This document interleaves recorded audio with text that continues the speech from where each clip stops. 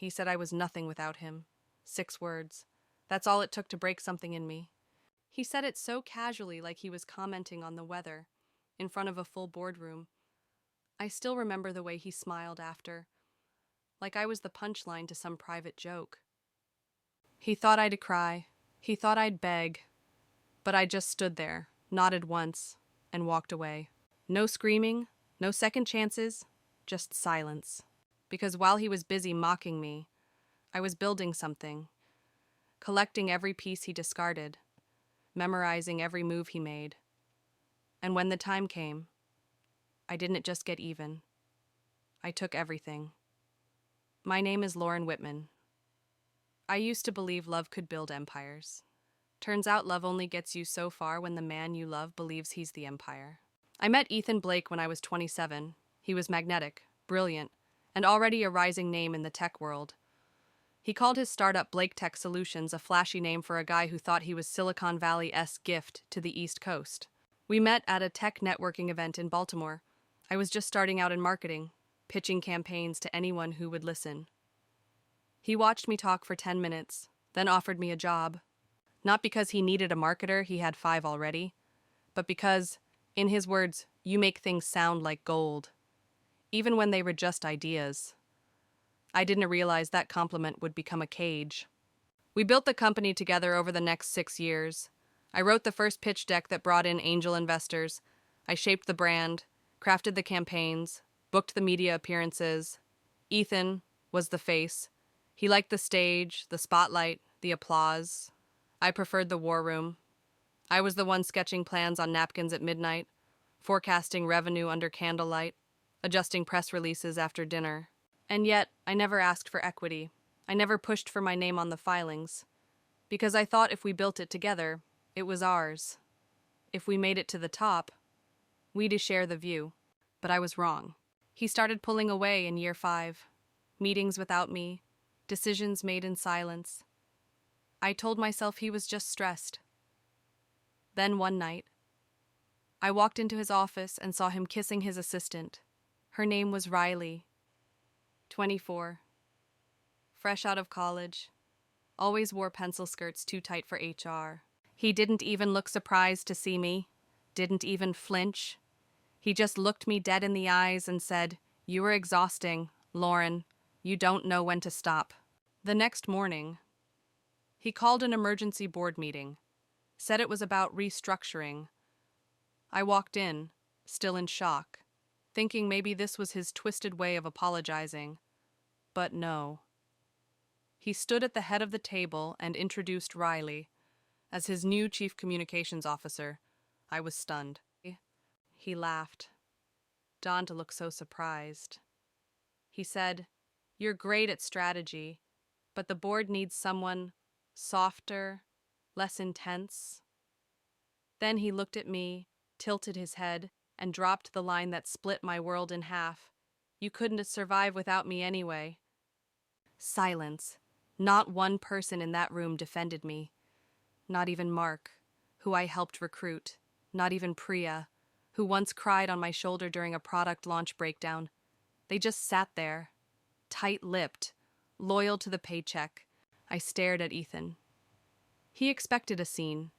Tears, screams, maybe a broken glass. But all I did was smile.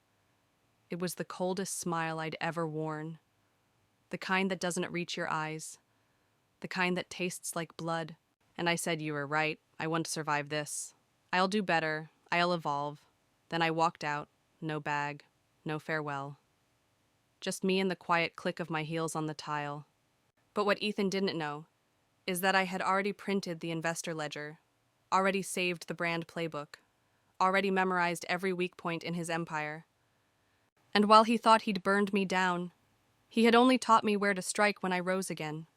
After I left that building, I didn't cry. I didn't scream into a pillow or drink myself into oblivion. I walked 4 blocks in silence until I found a small park bench near the inner harbor.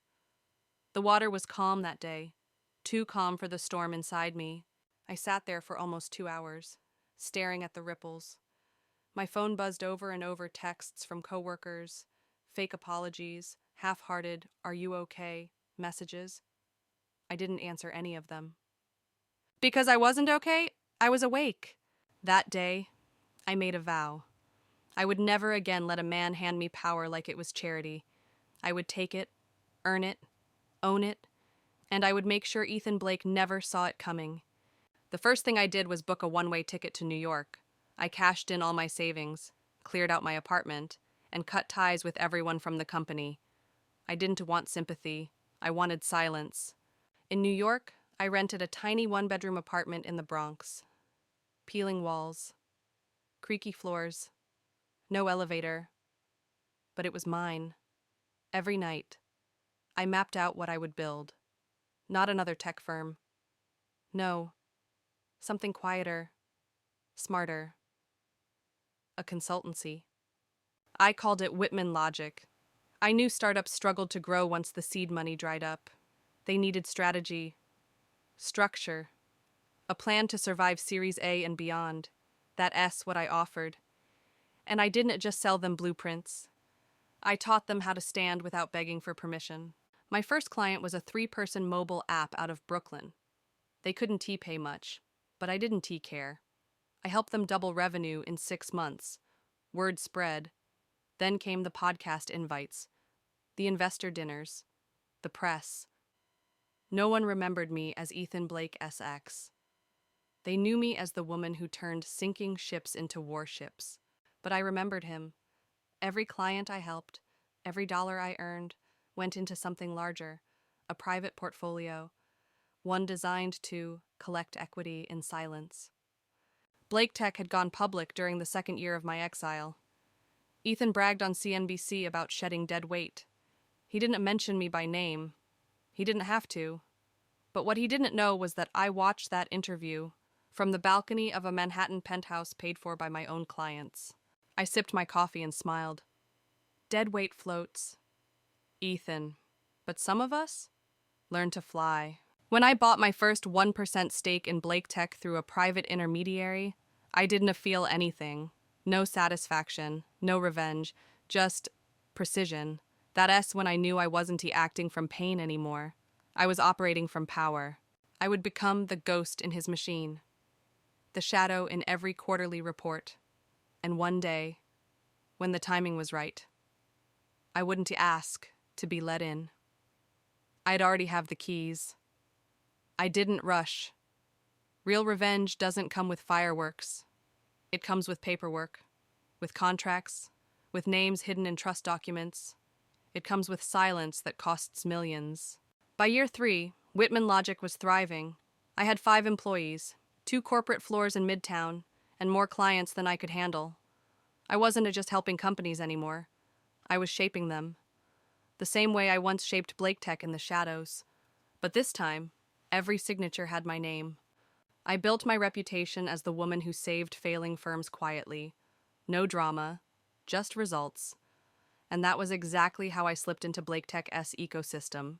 They needed a new investor to oversee a product integration deal. One of my clients who owed me more than a favor recommended my firm. My name never came up. Just the fund I used, Murata Holdings, a shell company.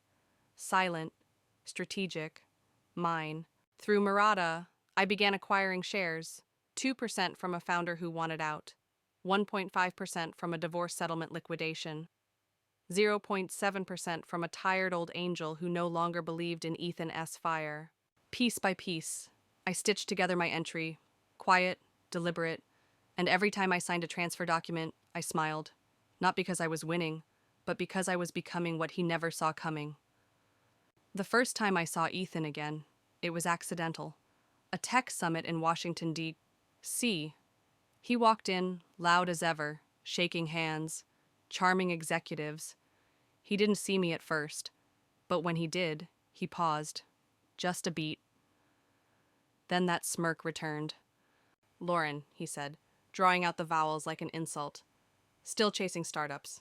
I tilted my head, matching his smirk with stillness. "Still losing CTOs every 6 months."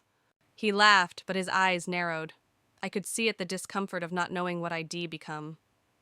He tried to dismiss me, but that night, He had his assistant send me an NDA and a meeting invite. He wanted to talk. Of course he did. Ethan Blake was many things, but never blind to threats. He just thought I was a small one. At that meeting, he offered to buy out Murata Holdings. He didn't know I owned it. Didn't know he was sitting across from the majority signatory. And when he asked, "What do you want with Blake Tech?" I answered calmly, "Stability." It was half a lie. The truth was, I wanted his world to know what he'd done, but not through a scandal, through structure, through dominance, through presence so cold it couldn't be ignored. So I waited, because patience is the weapon men like Ethan never expect from women like me. Over the next 18 months, Blake Tech began to shift. Revenue dipped. A failed product launch cost them $14 million. Their board began to panic. Investors started asking questions. And then came the opening I needed. They needed a merger. Desperately. And my firm had just helped a data security company triple its valuation. Guess who owned controlling interest in that company? I proposed a merger that would ensure market longevity. On paper, it was brilliant. To Ethan, it looked like salvation. To me, it was a chess move, a queen claiming her rightful square. He signed the preliminary agreements without reading the fine print. Typical Ethan. He saw my signature only after the vote, after the control clauses kicked in, after the transition period began. By then it was done. He called me the next day, voice shaking. "You can do this." I didn't erase my voice and didn't gloat. I just said, "You said I couldn't live without you, remember? Well, now, I own the company you built trying to replace me." Silence. Delicious. Humiliating silence. He hung up. I stood at my new desk in the Blake Tech executive suite. And for the first time in years, I breathed. Not like someone escaping a fire, but like someone walking into her own palace. Every corner of that office had his fingerprints. I was going to replace all of them. Not out of spite, out of clarity. Because this wasn't revenge anymore. This was restoration. This was power. And Ethan, he wasn't the man who broke me. He was the man who built the stage. For my entrance. It wasn't enough to take the title. I needed to take the space, to breathe in it, fill it, redefine it. Blake Tech was mine now, but it still smelled like him. The leather chairs, the glass-topped desks, the self-portraits hidden in hallways disguised as company milestones. He built everything to reflect himself. So I started dismantling it. The first thing I removed was the outdated mission statement. That plaque had hung on the wall for years. We disrupt, we dominate, we decide. It sounded like something carved into a gladiator-esque sword. I replaced it with 6 new words: build better, lead quieter, last longer. Next was the leadership team. Some of them had laughed the day I walked out. They'd whispered behind screens, raised eyebrows, smirked. I called them into my office one by one. Some I offered severance, some I offered redemption. But all of them left knowing this: the woman they underestimated was the one who now held their futures. I didn't fire out of anger. I removed with precision, not vengeance efficiency, because you don't rebuild with weak bricks. Then came the product line. Ethan S. Final Legacy had been a flashy, overhyped piece of software that promised too much and delivered too little. It burned through investor trust like wildfire. I cut it. Publicly. I held a press conference and said, "We don't build illusions here, we build solutions." The stock dipped 3% the next day, then it climbed 6% by end of week. Real investors don't fear honesty, they fear stagnation. And I was movement itself. I worked 14-hour days, rewriting training programs, auditing old vendor deals, calling back clients Ethan had ignored. I signed every check, read every contract, and not once did I ever say his name in the office. To them, Ethan Blake became a ghost. To me, he was nothing more than a stepping stone I outgrew. 3 months into my tenure, a package arrived. No return address. Inside was a framed photo of Ethan standing in front of the company's first office. On the back, scribbled in black ink, "Enjoy it while it lasts.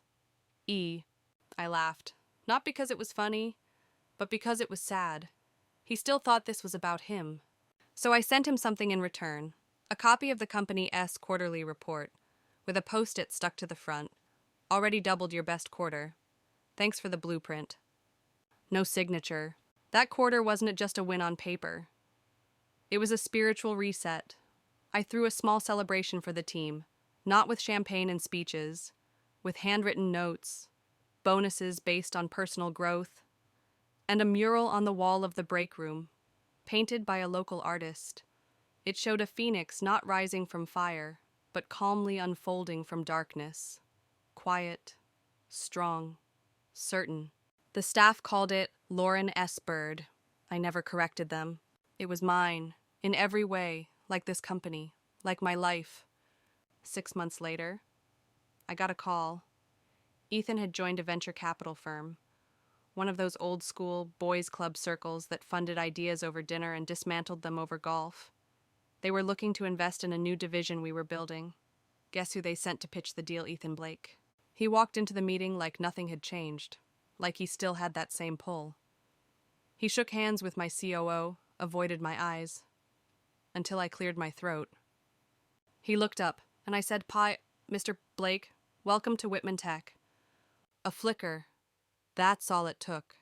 His jaw tightened, his hand twitched, and I knew he felt it.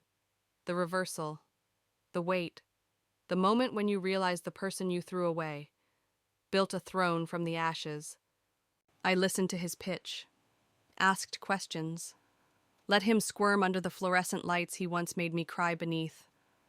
Then I leaned back and said, "We'll let you know." He nodded, left, didn't look back. That night I walked through the office alone, paused in front of the mirror in the lobby, and whispered to myself, "You're not surviving anymore. Lauren, you're leading." The next morning, my assistant brought me a letter. Thick cardstock, embossed seal, no return address. It was an invitation. The Venture Circle was holding their annual gala, a showcase of rising CEOs, legacy builders, and investors who shaped industries. I had never been invited before. But this time, the envelope was addressed to me. Not guest of, not +1. Just Lauren Whitman, CEO of Whitman Tech. I stared at the invitation longer than I should have. Not because I needed their validation, but because for the first time, I realized I went, of course, wore a black tailored suit, no glitter, no apology. I wasn't there to shine. I was there to cast a long shadow. The room was full of men who once overlooked me. One of them nodded politely and said, "Didn't you used to work with Ethan Blake?" I smiled. "No," I said. "He used to work with me." Half the room overheard. The other half pretended not to. During dinner, they handed out awards. Innovator of the Year, Visionary Strategist, and finally, CEO of the Year. They called my name, not because I had the flashiest product, but because I had done the impossible, rebuilt a failing tech empire, doubled its revenue, and made the industry take women-led strategy seriously. I stood there at the podium, spotlight hot on my face. People clapped, but I wasn't thinking about applause. I was thinking about the first night I sat alone in that Bronx apartment, the creaky floor, the silence, the vow I made. To every woman who was called too emotional, I said, too intense, too much, too loud, or too quiet. We not too anything. We enough, more than enough. And we don't need to burn bridges. We build our own. The room stood still. Then the clapping started again, louder, stronger, like thunder in marble walls. Afterward, I stepped outside into the night. The wind was cold, sharp like memory. I pulled my coat tighter and smiled, not because I won, but because I had become the woman I needed back then, and no one could take that from me again. Not Ethan, not the world, not even the voice in my head that once whispered I wasn't enough. That voice was gone, and all that remained was power. Power isn't loud. It doesn't need to be. Real power walks in and people make space. Not because it demands it, but because it no longer asks. 6 months after the award gala, I found myself in a new kind of room. This time it wasn't a stage or a spotlight. It was a boardroom one I didn't build, but now controlled. The quarterly executive summit of Whitman was being held in Miami, a place Ethan once said was too flashy for real business, which is why I chose it. The hotel was glass-wrapped, gold-drenched, and unapologetically expensive. We booked the top floor. Every suite bore our logo. Every presentation had my watermark. But I wasn't there for theatrics. I was there to finish what I started. You see, I didn't just want control. I wanted permanence. The kind of legacy that doesn't disappear when your name fades from headlines. So I prepared a proposal to rename the company, to shed the past once and for all. I knew it would spark conflict. I invited it. Conflict, when guided, becomes momentum. When I presented the motion to change Tech's official name to Whitman Technologies, there was a pause, not resistance, hesitation. Some of them had been there since the beginning, since Ethan S. era. They feared the shift would erase the roots. So I spoke. We were not erasing the foundation, I said. We were reinforcing it with truth. This company survived because it evolved. Because when it fell apart, someone stayed behind and rebuilt it. And now it's time to call it by its true name. I let silence do its job, then added, gently, names carry weight. Let us make sure it carries ours. The vote passed, 12-2. The new logo design went live within the month. The same week, Ethan published a thinly veiled op-ed in a business magazine titled, "When Vision is Rebranded as Vengeance." I didn't respond. I didn't need to. 2 weeks later, the SEC filings made it official. Tech was gone. Whitman Technologies was born. Not with a bang, but with a signature. Mine. The weight of that moment didn't hit me right away. It landed one night when I was alone in the Miami suite. The city lights spilled across my floor like gold dust. I poured a glass of wine, leaned on the balcony, and whispered, "You did it." But the voice in my head answered back, "Not yet." There was still one thread uncut. Riley, the assistant who became Ethan S. Puppet, then VP, then interim COO when the company faltered.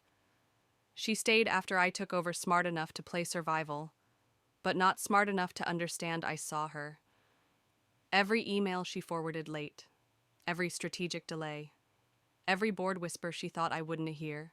I didn't confront her. I promoted her, put her in charge of international expansion, sent her on a 6-month assignment to Singapore, and the minute she landed, I reassigned the department, merged it, streamlined her out.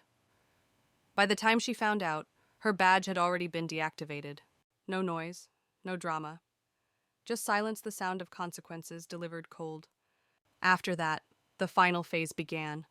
Not growth, not revenge, succession, because the true mark of power is not how long you hold it, it is how gracefully you pass it. So I started mentoring someone. Her name was Ava. Brilliant, fierce, thoughtful. She reminded me of who I could have been if someone had believed in me sooner. I taught her everything, not just strategy, but how to walk into a room and own it without asking. How to say no without flinching. How to fire kindly. How to build something no one could take from her. And when I named her Chief Strategy Officer, Ethan sent one last email. "So you re-grooming your replacement already?" I replied, "No, I am grooming your correction." He never responded. I didn't need him to. By the time the year closed, Ava led 2 successful mergers. I stepped back into a semi-executive role, board chair, founder, legacy architect, and one day, during an internal interview for our culture archive, someone asked if you could say anything to the man who said you couldn't survive without him. What would it be? I smiled, looked straight into the lens, and said thank you. You taught me who I never want to become. Then I stood and walked out because I had a plane to catch, a daughter to pick up, and a life that didn't revolve around proving anything anymore. I had already won, not in spite of him, but beyond him. The final chapter wasn't loud. It never is. When UV truly moved on, there's no echo left to chase. 3 years had passed since I took the company, since I watched Ethan S. Empire fold itself into my shadow, since I rewrote the name above the door, and yet it still felt like yesterday, when I stood in that boardroom, heart pounding, dignity frayed, and made a silent vow to rise, to reclaim, to rebuild. And now, with the war behind me, I wasn't interested in thrones anymore. I was building something deeper. Legacy. Whitman Technologies had grown into more than a company. It was a culture, a movement. We launched leadership academies for women, funded underdog inventors, even created a foundation to support female founders silenced or sidelined in boardrooms just like mine. Every time I watched someone pitch their first product without apologizing, every time a woman walked into a negotiation and didn't flinch, every time a room went quiet not because of fear but respect, I knew we were winning in ways Ethan could never measure. But something still lingered, not bitterness, not revenge, a memory. One I had left unopened in a safe in my apartment. The very last thing I had from the early days, a flash drive. Inside it, the original Blake Tech pitch deck, the one I wrote at 2 a.m. in sweatpants, on a secondhand laptop, the document that raised their first $1 million, my words, my formatting, my vision. No credit, no signature, just silence. I plugged it in, read every slide, and smiled. Not because I wanted credit now, but because I didn't need it. The world already knew. I decided to donate the file to our internal museum, a quiet archive of how far we'd come. Not as a middle finger, but as a mirror, so every intern who walked through those halls would know. Sometimes. History tries to forget you, but your work, your words, your fire, lives on. Weeks later, I got a letter, a real one, not an email and not typed. It was handwritten from Ethan, Lauren. IV watched from afar, saw what you built, what you protected. I don't expect forgiveness, but I wanted to say, you were always the vision. I was just the echo. I didn't cry. I didn't rage. I didn't even write back, because closure doesn't always need conversation. Sometimes it is just the knowledge that the past finally sees you. I folded the letter, placed it in a drawer I never open, and went back to my daughter's art project, glitter and glue and a sun with no clouds. That's what I wanted now, not war rooms, not power plays, but peace. And I earned it, every inch. Months later, I was invited to speak at a university commencement. They asked me to talk about leadership, resilience, vision, but I talked about something else. Silence. How people mistake it for weakness. How it can be your greatest ally. Because silence isn't surrender. It's preparation. It's precision. It's how I watched him every move, every flaw without saying a word. It is how I struck without warning, without noise, but with impact. When I finished, a young woman raised her hand. She asked me, "What would you do differently if you had the chance?" And I said, nothing, because every scar taught me strategy. Every silence taught me to listen. Every betrayal taught me boundaries. And now, I teach others to build with both heart and armor. The applause wasn't thunderous, it was respectful, lasting, and as I stepped down from that stage, I felt something I hadn't in years light, not because the weight was gone, but because I had grown strong enough to carry it. I left the campus quietly, drove home, kissed my daughter goodnight, then walked to my study, lit a candle, opened a blank notebook, and on the first page I wrote, not his story anymore. Mine. Always was. The next morning, I walked into headquarters just as the sun spilled across the glass facade. It was quiet. that soft, golden kind of quiet that feels like possibility. Ava was already in her office, sleeves rolled up, eyes on 3 monitors. She barely looked up when I stepped in. "Europe signed," she said. "Partnership secured." I smiled. There was a time when I needed to fight for that kind of win.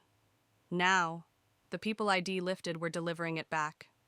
On my desk sat a small black box, no note. Just a gold trim and a single word embossed on the lid, closure. I opened it slowly. Inside was the old Blake Tech nameplate, the one that once sat on Ethan S.'s desk. I recognized the scrape on the corner.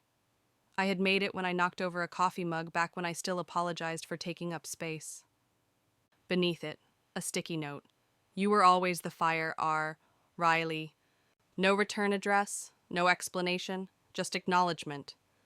Even the ghosts had begun to bow. Later that day, I walked the floor. Every corner of the building now bore the scent of change. Mothers took Zoom calls with kids on their laps. Employees brainstormed while barefoot in glass pods. There were laughter, questions, and disagreements held with respect. We didn't just build a company. We built a place people could become who they were meant to be. My assistant found me near the front lobby. She handed me a message. CNN Business wanted to do a documentary on the comeback, on the woman who silently rewrote the tech industry. I told her I'd think about it, not because I didn't want the story told, but because the real story wasn't about Ethan. It wasn't even about revenge. It was about what happens after you win, what you do with that victory, who you bring with you, and what you choose to leave behind. That night, I stood on the balcony of my home, my daughter asleep inside. The moon hung low over the skyline, and I whispered the words I once only dreamed of believing. I am proud of her. Of me. Not because I beat him, but because I never became him. That's the real revenge. Not taking what they built, but building something greater without ever becoming what broke you.